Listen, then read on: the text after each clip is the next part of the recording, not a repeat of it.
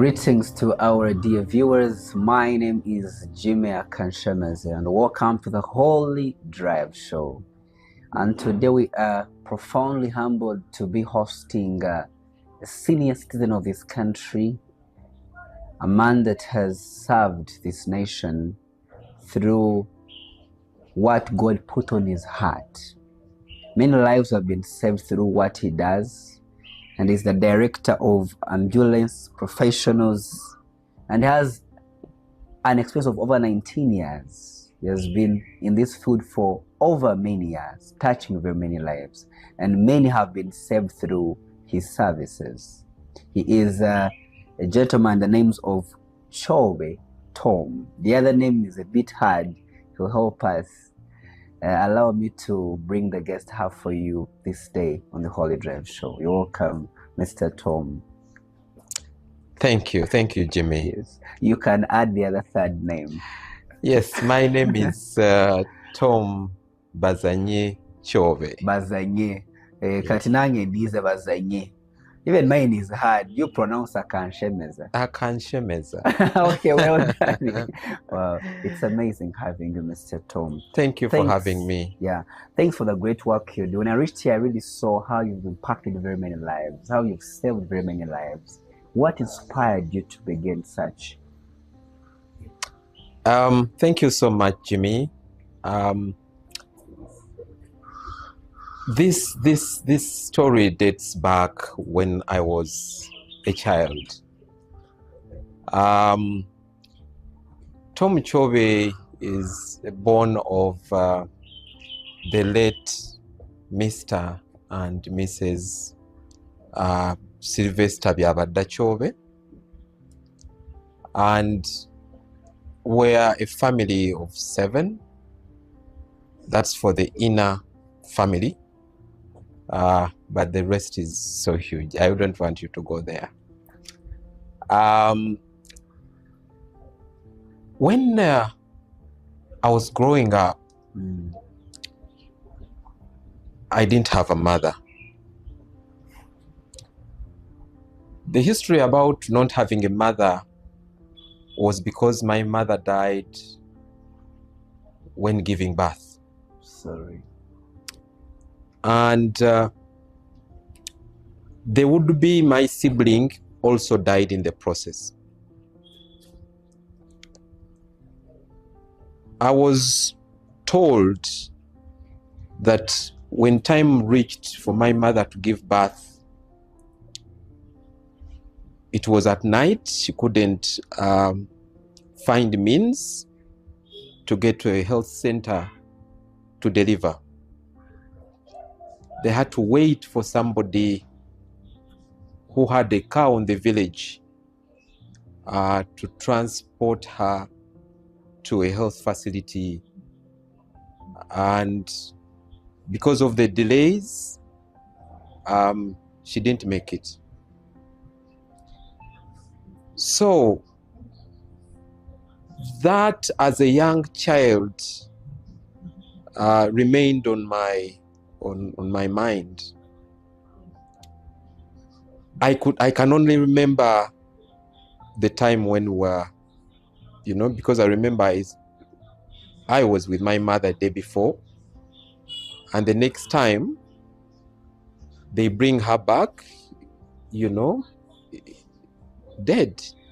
So painful. So that, as a little child, has remained on my mind, and trying to dig deeper, what might have happened? Is there any way that through my actions, through my community involvement, I can do something? So the inspiration, really, I would say it comes from there. Wow. And do you feel like you've given it all your best? It is hard to tell. But there are little things that impact the community. Yes. And it is within our means as human beings to do what we can with what God has given you knowledge, has given you energy. You can try to do something small that can impact society. Definitely. And you know, where I come from in my village, people are still being carried. It's called Ngozi. Two people carry from in front, others from behind. You really look at how people are dying on a daily because of such. So what you're doing, I believe it's going to help narrow down this, and probably it can be a solution for our communities. How I pray God can add you more years to achieve this. So let's go into the show, Mr. Chobe. So definitely, I've heard your story briefly. I can imagine it wasn't very soft. Where do you come from? Well, thank you. There are two different homes. I don't know whether that communicates to you. I grew up in Bamunanika, that's Luwero district, and we also have you call it village, but I would assume Bamunanika is also village. But it's an advanced village. But we also have a home, our ancestral home, in Chagwe, that is Mukono district. But all my life I've grown up from Bamunanika in Luwero district. Luwero. Did you were you there in the time of the war? It is I have so many stories to tell, Jimmy, because my father was a medical personnel, and during those times he would be transferred to so many places, but most of these were in Luwero and Mukono. So we partly had a moment in the present day Bururi in Kakoge. So when they had just left Kakoge, that's when the war started. We left Kakoge and came when my father was transferred now to Bamunanika to rotate a dispensary. Then we had, he could move with everyone. But by then, of course, my mother had died, and he got another mother, so we would move with her everywhere. So we also settled in Bamunanika. That's where, at that point, he said, I'm not moving anymore. But he used to move in Wachato, Nakasongola, all of those places that I've never been to. It was like a soldier in short. He was being transferred from one health facility to another. So I started my earlier days. I started in Nakaseta, in Kakoge, but then I also moved to Bamunanika. Wow. How was life growing up as an orphan without a mother?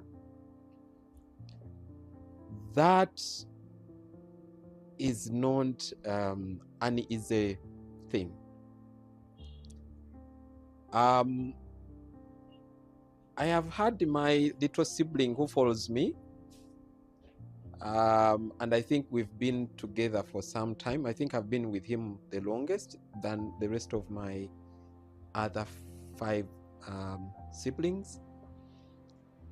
But every time and again, when we were little kids, I was about 7 or 5, he was about 3. Every time we'd move, would keep rekindling.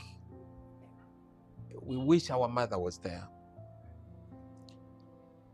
And that, as a child, it didn't go well.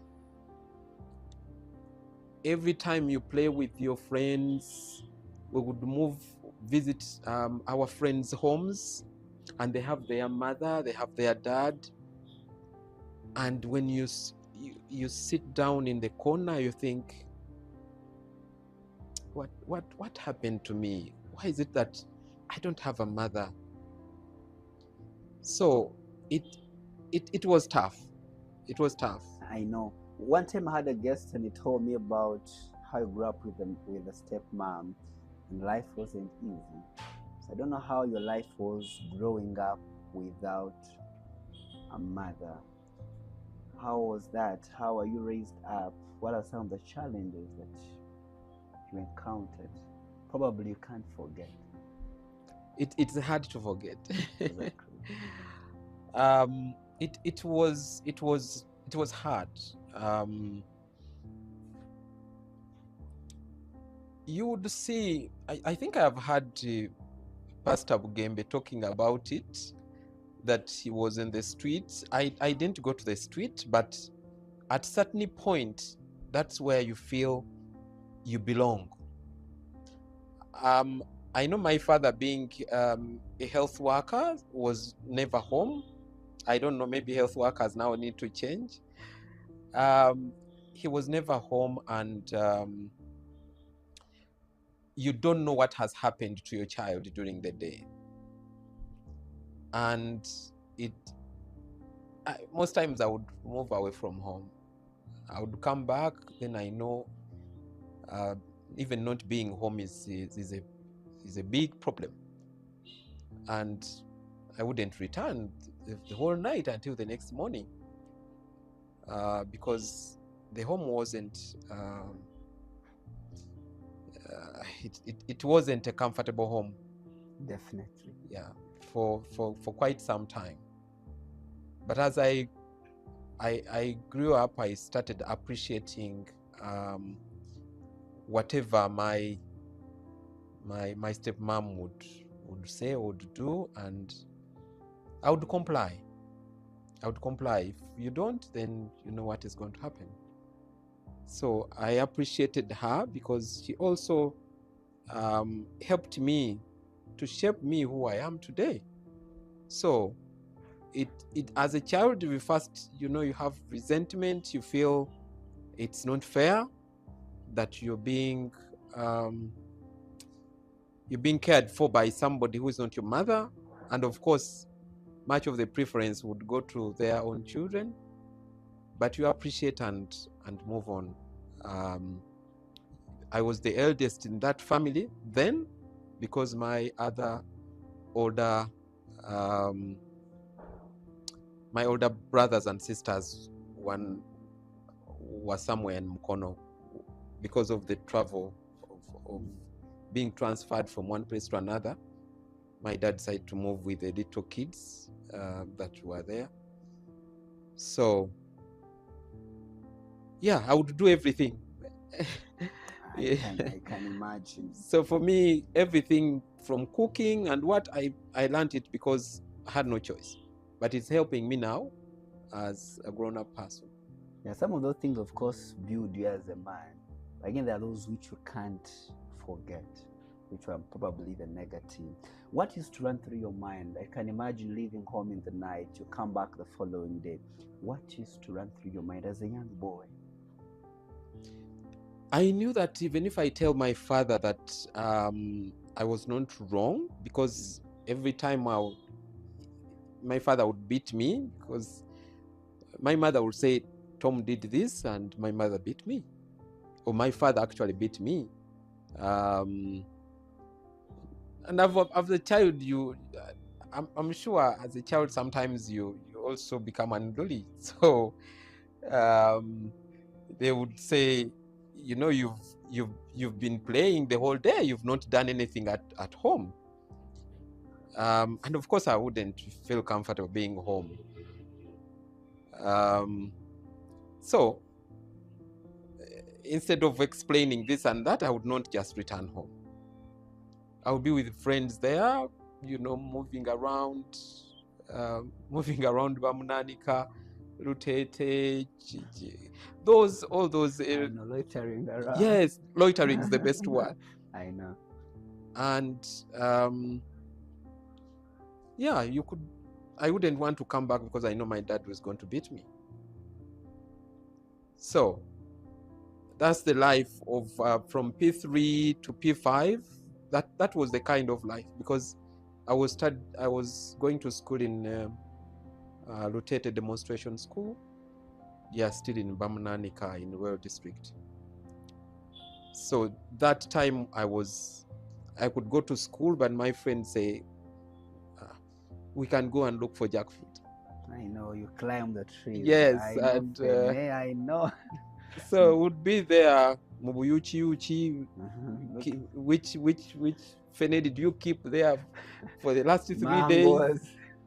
Everything. And Ruweru is fond of mangoes. I'm imagining, as you're eating those jackfruits, did you ever think about yourself becoming the Chobe we are today hosting No. on your base? No. What was the picture of life back then? You know, even right now, when you go back to the people, if you had a chance to interview my age mates, the people I used to hang out with, for the lack of better word, they wouldn't fit here. For a fact, they wouldn't. Some have unfortunately have passed on because of drinking. Yeah, most of them have died. But then the rest are actually still looking for mangoes to bring to Kampala for sale. If they are able to get money to do that. Yeah, but I didn't picture it that I would be the person you're seated with today. You didn't imagine. So would you attribute your success to? It's been a journey. And appreciating who you are really takes an effort.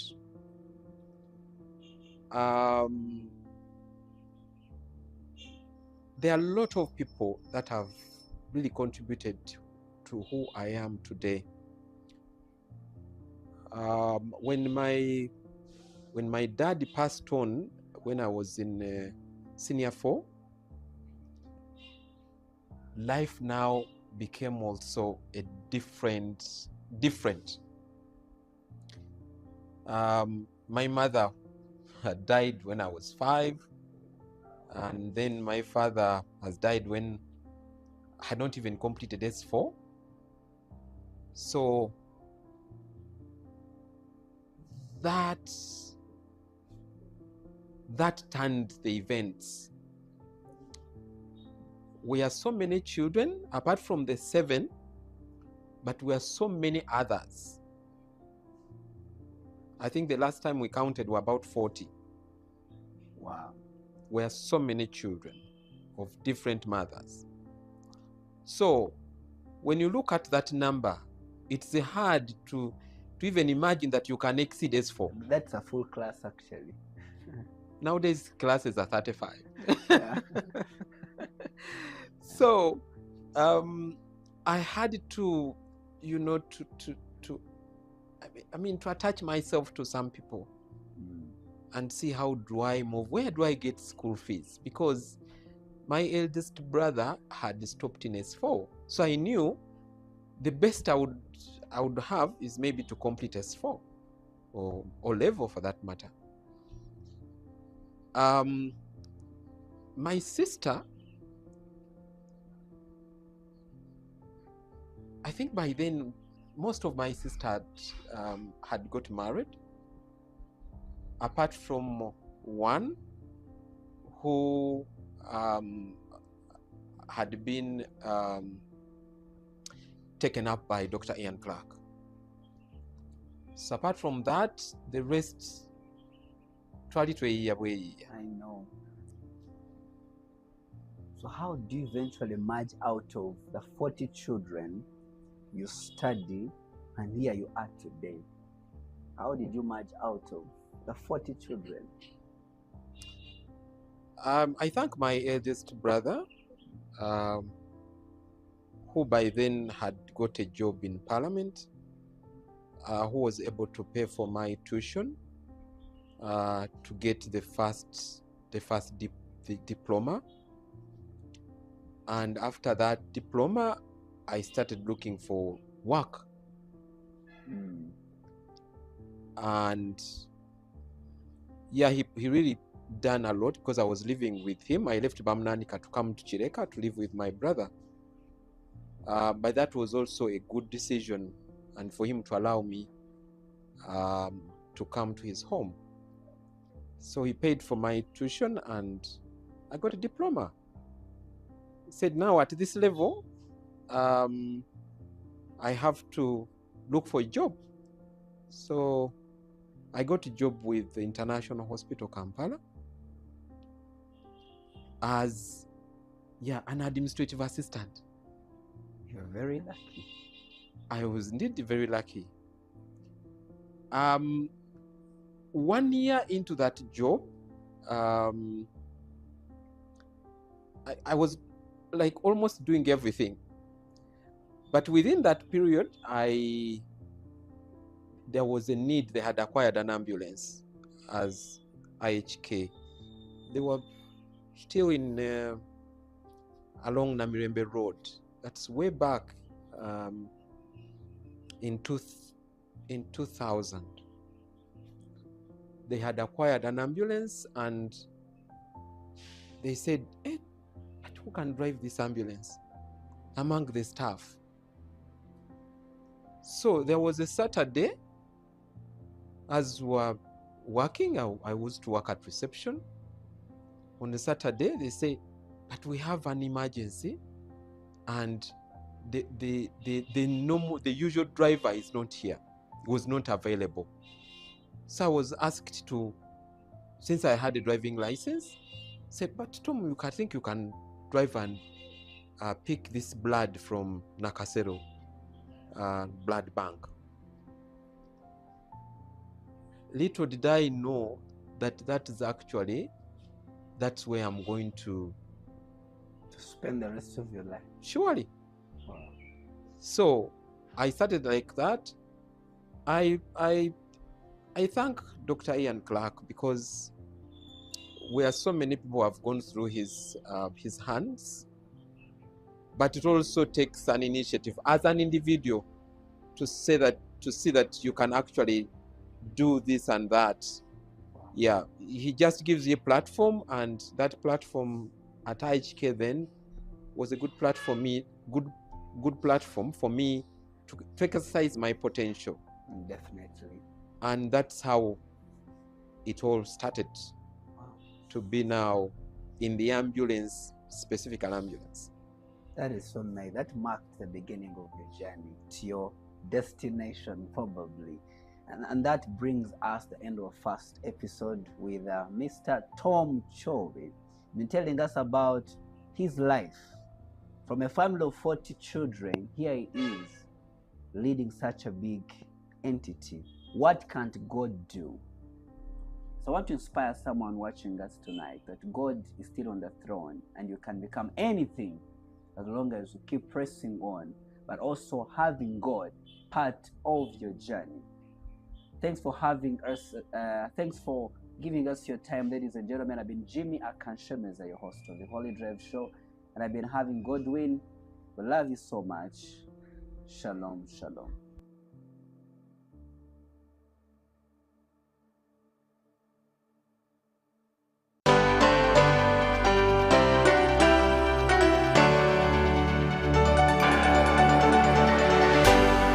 UBC, inspiring Uganda.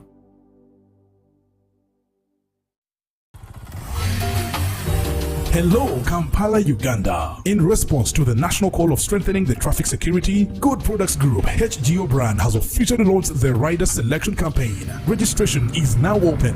Visit www